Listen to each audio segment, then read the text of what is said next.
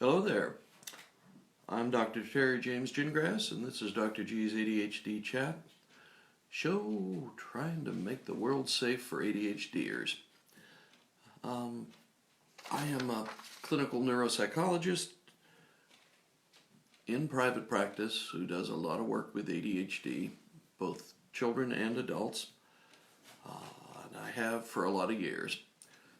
I'm also the parent of an ADHD child,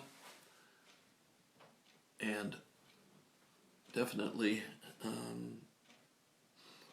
somebody who's got the cuts and bruises of having worked with ADHD for more than 30 years, let's put it that way. When I started out, we didn't know much about ADHD. We didn't know for sure that it was a thing, actually. And I managed to make it all the way through grad school and a residency without ever hearing word one about ADHD. It's definitely more prominent now, more well-known, well-recognized now than it was, well, at least than it was 30 years ago. But the result of all that is that I've probably made every mistake you can make with an ADHD child just because we didn't know any better. We didn't know, like I said, first thing, we didn't know for sure that it existed. And then you do the research and you find out that first time anybody described symptoms that are consistent with ADHD was like in the 1700s. Okay, that's like more than 200 years ago. Almost 300 years ago, come to think of it. And then that the first time anybody treated ADHD with stimulant medication was 1937. So, we've got a disorder, a diagnosis, let's put it that way, that's been around for probably as long as the human race has been around. And we're still having people saying, he's just a normal boy, or, she's just kind of quiet, it's not a big deal. And we're on a kind of a funny line here. And that's the reason for this talk, is the idea of disability versus difference. And we always have this problem that you don't want to get too big into the sick model, okay? You don't want to, because then you can use it as an excuse for being totally irresponsible. Saying it's a difference is kind of just a difference. Is technically accurate, but you have a lot of troubles with that.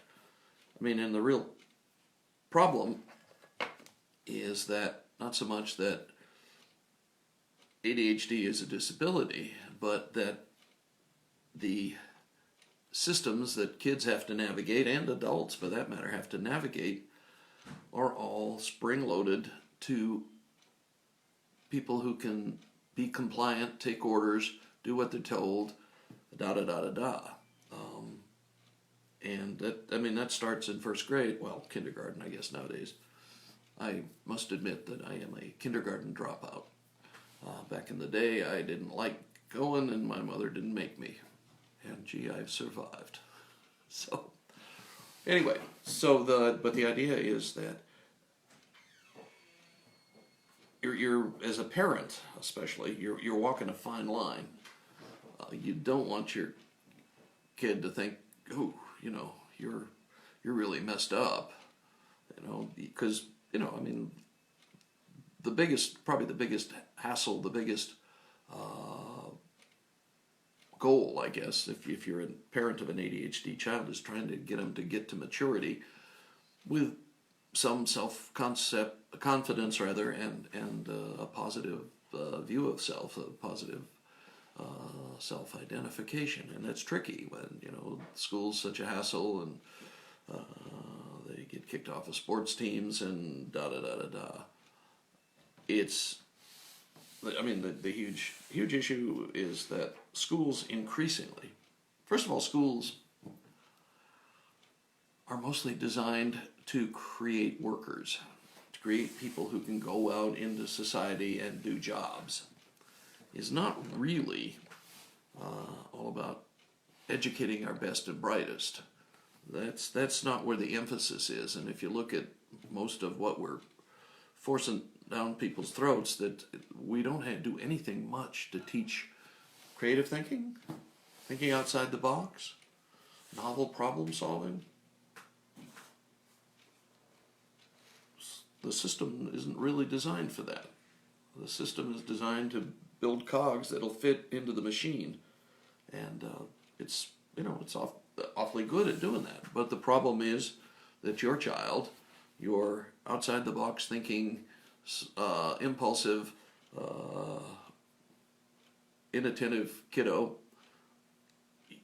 just is not set up to deal with that sort of situation. And so the label of disability is valuable in the sense that you get some accommodations that make, say, school more tolerable to you.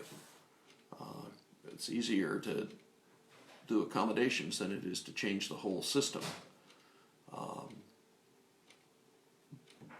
Well, started to go off on my rap about Finland and what an interesting school system they have, and how they're number one in the world, but they don't do any of the things we do.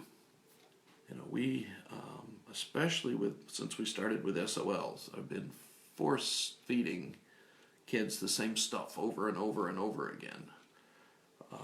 That does not make the world easier for ADHD kids. They don't react well to that sort of approach. And so, while I think the label of a disability is valuable in the sense that it makes the system a little more sensitive, I guess, to their needs and that sort of stuff, it's lousy in terms of having them grow up with a positive self-esteem.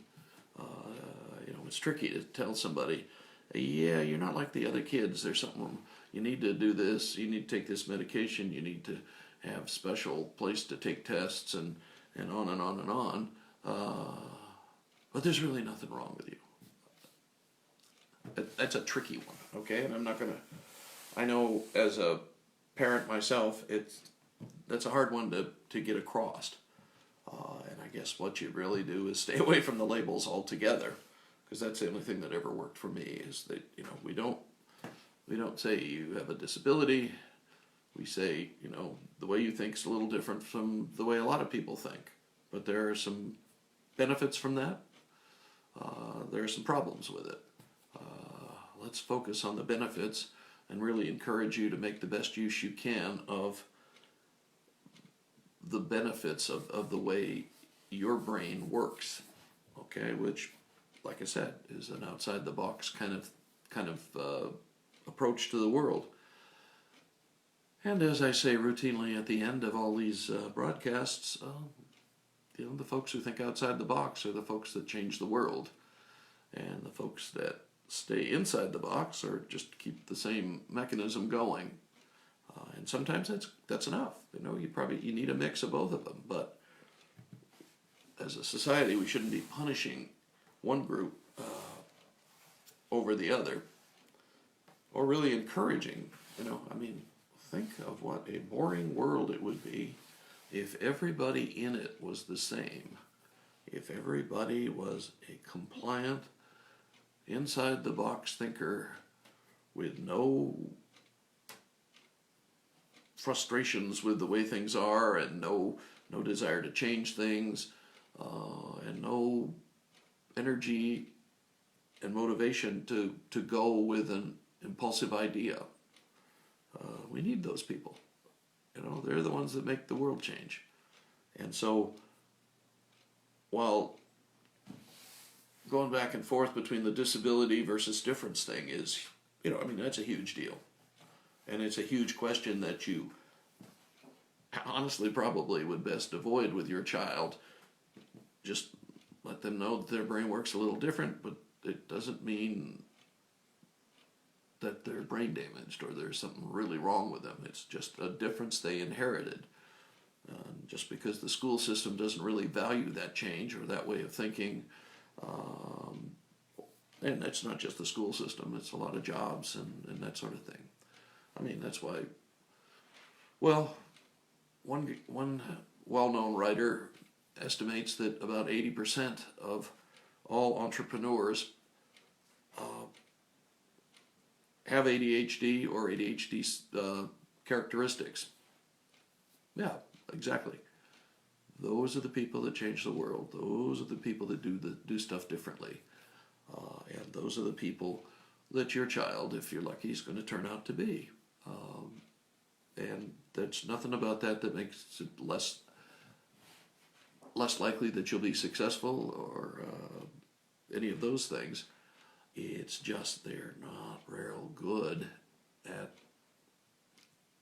being brave, basically, at the kinds of things that we do, that we request as a society to just maintain. That's not their thing. They're not going to be maintainers. They're going to be creators. They're going to be the folks that come up with new ideas, new ways of doing things, that sort of stuff. And I mean by that creative new ideas for doing things, not the hackneyed kind of stuff you get when a professional bureaucrat, suggests we go back to the way things were done 6 years ago, and then 6 years from now we'll suggest we go back to the way things were originally. That I've been through that a number of times in different organizations I've worked with. Mostly just wears down the troops and doesn't really change much of anything. But it makes some bosses think that they have creative people working for them. And I'm obviously old and cynical, and I know that's just change for the sake of change. It's not change for the sake of a better anything. So, as a parent of an ADHD child, you're walking the line between disability and difference, okay? The disability enables you to get certain kinds of services and accommodations and that sort of thing. But holding on to the difference idea is important for raising your child with positive self-esteem. Okay, that was, I'm done with that. I think. I know that's a way more complicated topic than we went over today. And if you have some specific questions or something, feel free to, down here somewhere you can make comments and that sort of thing. So, I'm Dr. Terry James Gingras. This has been Dr. G's ADHD Chat, the show trying to make the world safe for ADHD. Because remember, as I said during the show, outside the box thinkers are the people who change the world. And that might be your child that does that. So, we'll catch you next time. Thank you.